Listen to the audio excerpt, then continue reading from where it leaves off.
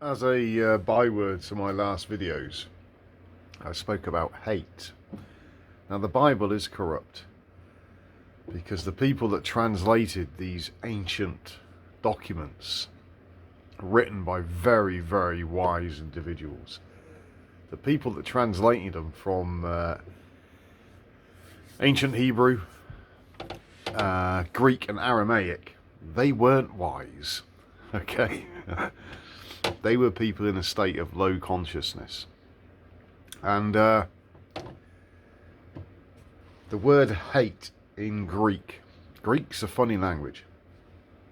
For example, in Greek they have different words for love. They have a word for love for children, a word for loving themselves, a word for loving the work, a word for loving their wife. They have all these different. It means the same thing, but it's a different word for a specific thing. Now, in the Greek texts, the character Jesus used the word MISEO, M-I-S-E-O, which translated means to love less, as opposed to hate. Now, I bring this up because it's important. Now, hate is the opposite of love, if you will. In fact, no. Hate is the absence of love.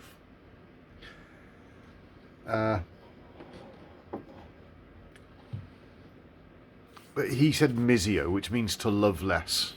So the instruction from the character Jesus is to love your wife less, to your parents less, your children less.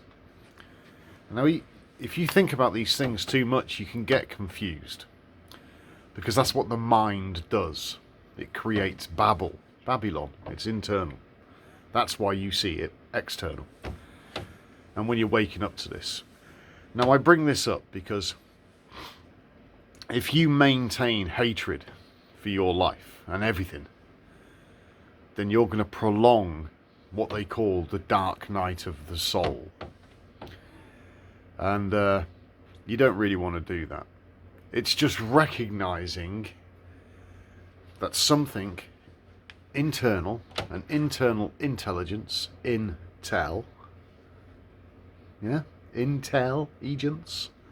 something inside you is telling you something. So, now initially in a state of confusion, when you're trying to hold on to old belief systems, you'll have cognitive dissonance. And a result of this would be depression, anxiety, anger, hate. It's part of it. But don't stay there. Don't stay there too long. Don't enjoy the misery. Get out of it by cleaning your house and meditating. Those are the keys. Literally, those are the keys that unlock various doors within. Okay? And when you knock, it will be answered. And because the story's all internal, it's not external. So don't manifest hate in yourself, because it's a poison. It poisons your body. It poisons your mind. And the longer you stay there, the longer you create that. Remember, because this is about learning to rule your kingdom. Not rule other people. It's about you, the individual. So when you recognize there's an issue, there's something that you dislike or you love less, then move away from it. Now, perhaps I should have known this when I went through my own trials and tribulations. But no regrets. That's just the mind. But it's to put more energy inwards. And if your energy is always going outwards, you'll have nothing less left for inwards. But if your inner landscape is trying to tell you something, then you need to pay attention. And you need to turn it inwards. You need to go within. And another aspect of this to think about is that when Jesus said, eat everything that's put in front of you. This is in the book of Thomas. I forget which saying. So when you're experiencing the rigours and the excitement or the dullness of your day-to-day life, turn it inwards. Somebody might be talking to you. Listen to them. Turn your mind off. Give them your attention. And as your house gets cleaner and cleaner, your subconscious mind will reveal to you more about them than they're actually telling you with words. And then the world starts to change. It doesn't. It's just the way you perceive things. And perception is everything. Okay, and you need a clean consciousness. You need a higher functioning consciousness to perceive these things. Now, listening to me, but not cleaning your house and not meditating, is like taking a blind man to the top of a mountain and telling him to enjoy the view. So the onus is on you. And I mentioned the thing about hate because the Bible is corrupt. And I recommend people read it because then they'll have the information inside them in their subconscious mind.